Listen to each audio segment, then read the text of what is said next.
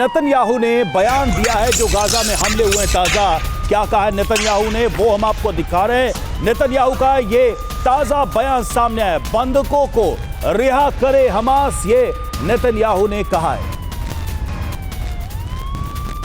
सीधे तौर पर वही शर्त, वही बात कि रिहाई नहीं होगी तो हमले जारी रहेंगे, हमास के खात्मे तक जंग जारी रखेगा इजराइल। ये देखिए नेतन्याहू ने कहा है, तो एक अग्रेसिव एक तरीके से जेस्चर पोस्चरिंग की है नेतन्याहू ने एक बार फिर से, और सीधे तौर पे कहा है कि या तो बंधक रिहा किए जाएं या फिर हमास का खात्मा इस बार तय होगा। एक बार फिर से नेतन्याहू ने इन हमलों के बाद ये शर्त, ये बात दोहराई है।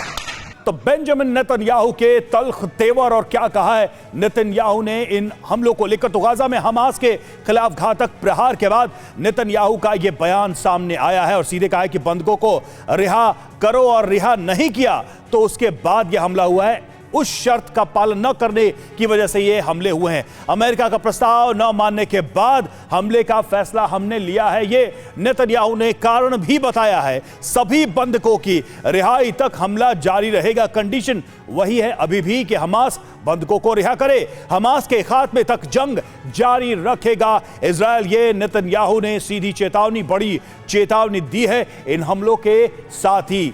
तो सीधे तौर पर अगर देखा जाए तो यहां गाजा में शांति की कोई किरण अभी नजर नहीं आ रही है। नेतन्याहू का तो यह बयान दिखा रहा है। मेस्टन सर, क्या माना जाए, न्यू सीरीज ऑफ अटैक एक नए चैप्टर को दिखाने वाला है। नेतन्याहू जो कह रहे हैं उस पर कितना भरोसा किया जाए कि वो अब इस बार हमास का खात्मा करके रहेंगे। हालांकि ये बात हमने पहले भी सुनी है, फिर से सुन रहे हैं। आप कितना ट्रस्ट करते हैं नेतन्याहू के इस बार के फ्रेश अटैक और उसकी स्ट्रैटेजी पर?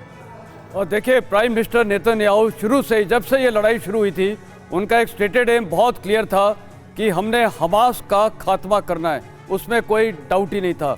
वो स्टेटमेंट को देखते हुए उसके बाद प्रेसिडेंट ट्रंप ने भी जो फिलहाल में कुछ स्टेटमेंट दिए कि अगर आपने हमारे अमेरिकन होस्टेजेस भी नहीं रिलीज़ किए, जो शायद 2 हैं, उसके बाद all hell will break loose. तो कहने का मतलब है इसमें प्रेसिडेंट ट्रंप का जो स्टेटमेंट और प्राइम मिनिस्टर नेतन्याहू का स्टेटमेंट साफ जाहिर है कि ये हमास का खात्मा करने के लिए तो ये एक पूरी कोशिश है। लेकिन अनफॉर्चुनेटली जो टारगेटिंग हुई है, ये ज़रूर बोला जा रहा है कि इसमें हमास फाइटर्स को हमने बर्बाद किया है, लेकिन तकरीबन 250 सिविलियन जो मारे गए हैं। तो मेरे को लगता है ये एक प्रेशर टैक्टिक्स साथ में है कि जब सिविलियन कैजुअल्टीज़ भी होंगी तो हमास को शायद कंपेल किया जाएगा वो होस्टेजेस को रिलीज़ करे। साथ में आप देखिए लार्जर पिक्चर में यमन में अभी हुतीज़ को अटैक किया गया है अमेरिका द्वारा, ईरान को बहुत सख्त वार्निंग दी गई है।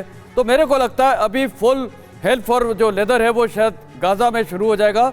और इजराइल ने यह भी देखा है कि ये जो अभी जितने होस्टेजेस रिलीज किए गए थे, चित्र में देखा था कि कितने सारे हमास फाइटर्स दिख रहे थे। बिल्कुल। तो मेरे को लगता है वो भी एक उनमें आक्रोश है कि अभी तक तो काफी सारी सही बात है सर, और वो आक्रोश नजर आ रहा है।